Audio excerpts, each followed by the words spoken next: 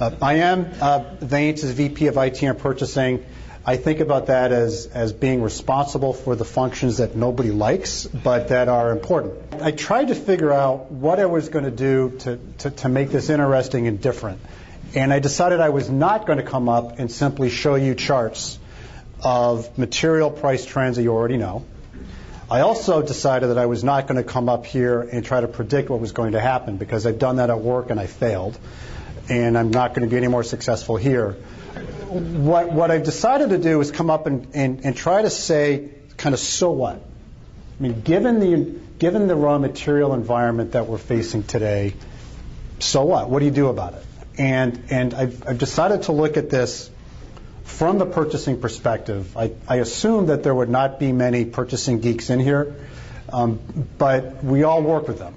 So I'm going to give my view, good, bad, or indifferent, on what we're dealing with now and what I believe the implications are for. I'm going to consider myself as a buyer, and for the companies who are, many of you in the audience, suppliers that sell products and services to companies like us. When prices are up, when prices are climbing, demand is exceeding supply, suppliers win. Prices fall, commercial terms improve from my perspective, not necessarily from my supplier's perspective, when those suppliers need product to fill their plants. It's the cycle that we're all familiar with. The issue is, these curves have happened forever, but those peaks and the scale of those peaks and the valleys, the 2 or 3 times that 2008 mean means that kind of the net present value of the negotiation that you're trying to do changes. If you go back to first year finance in college, you learn NPVs. You do a cash flow, you put a weighted cost of capital on it, say that's what it's worth.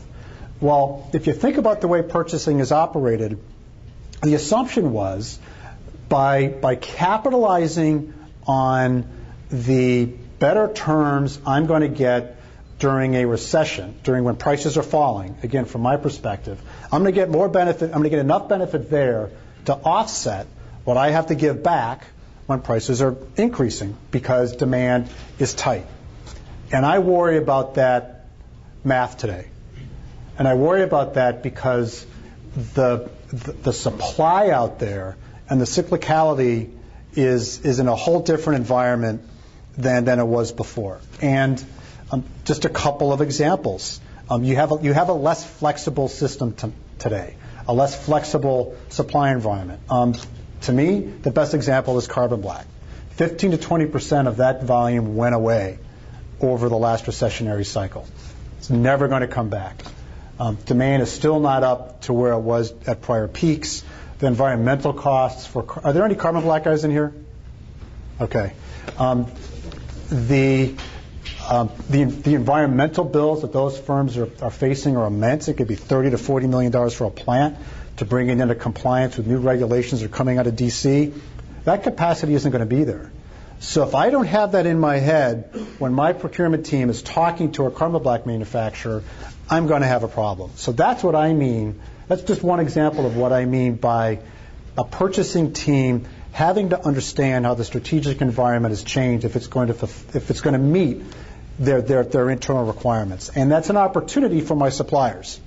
If they're smart, they're going to understand that I understand that and come to me with proposals that will help me deal with that issue. And if you do, you're going to get more of that. You're going to get more of that company's business. Another example of is SBR.